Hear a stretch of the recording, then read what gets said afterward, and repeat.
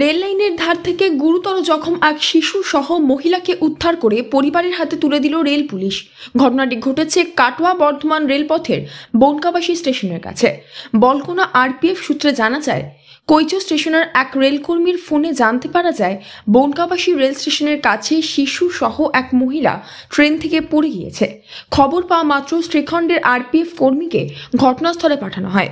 ঘটনাস্থল থেকে জখম মহিলা সহ শিশুকে উদ্ধার করে আরপিএফ এর কর্মীরা তার বাড়ির লোকের হাতে তুলে দেয়। জখম মহিলা ও তার শিশুকে পরিবারের লোকেরা বৃহস্পতিবার রাত 11টা নাগাদ কাটোয়া মহকুমা হাসপাতালে ভর্তি করে।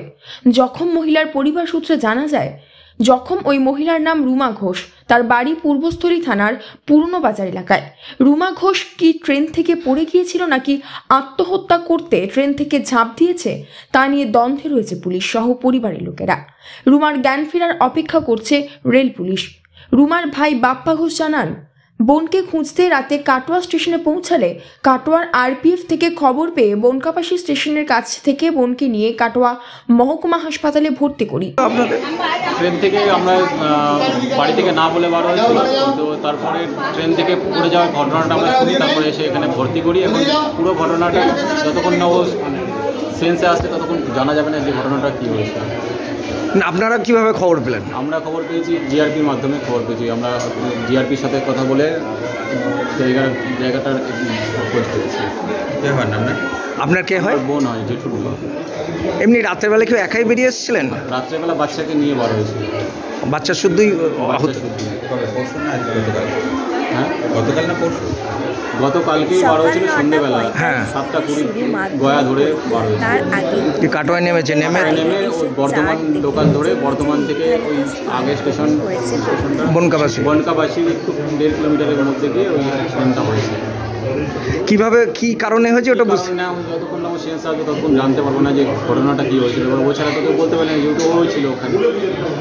ওনার বাচ্চাটা একটা আছে, বাচ্চাকে নিয়ে বেরিয়েছে? হ্যাঁ, বাচ্চা একটাই বাচ্চা। কি নাম বাচ্চা? আর ওনার নাম কি? রুমা ঘোষ। ওনার বাড়িতে কোনো অনুষ্ঠান ছিল নাকি? হ্যাঁ, বাড়িতে বিয়ে ছিল, বোনের বিয়ে ছিল। ওরা কয় বোন? 3 বোন। 3 বোন। আপনার বিয়ে ছিল, এটা মেজ বোন। আপনার নাম কি? আমার নাম বাপ্পা ঘোষ। আপনি কে হন? আমি ওর কাকার ছেলে, মানে ভাই। কাটোয়ার শিক্ষা জগতের একটি সুপরিচিত নাম সারস্বত মিশন স্কুল। আপনার সন্তানকে যুগোপযোগী শিক্ষায় শিক্ষিত করে তুলতে আমরা বদ্ধপরিকর। পড়ুয়াদের বাংলা, ইংরেজি, হিন্দি 3টি ভাষায় সাবলীল করে তুলতে ভাষা শিক্ষা, অঙ্কন, আবৃত্তি, কম্পিউটার শিক্ষা, সেই সঙ্গে শরীর চর্চার প্রশিক্ষণ প্রদান করা হয়। বর্তমানে 2024 শিক্ষাবর্ষে সীমিত সংখ্যক আসনে ভর্তির প্রক্রিয়া চলছে। আপনার সন্তানের উজ্জ্বল ভবিষ্যতের জন্য বেছে নিন Saraswat mission school. Saraswat mission school ঠিকানা বিদ্যাসাগর পল্লী সার্কাস ময়দান, কাটোয়া। 2.5 বছরের শিশু সন্তানের মাথাতেও জখমের চিহ্ন স্পষ্ট।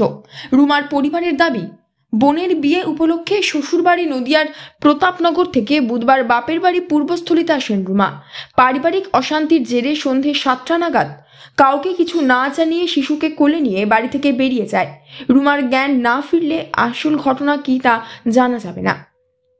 অনুষ্ঠানে একটু এটা কর ওটা কর এটা কর এমনি যেমন হয় আর কি, সামান্য সেইটুকু, তার থেকে কোনো মারাত্মক কিছু নয়, কোনো ভয়ঙ্কর কোনো না, কোনো মারধর নয়, কোনো কিচ্ছু না।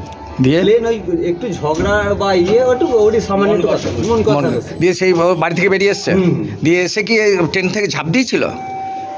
হ্যাঁ, আপাতত যেটা দেখতে পাচ্ছি ট্রেন থেকে বলেছে।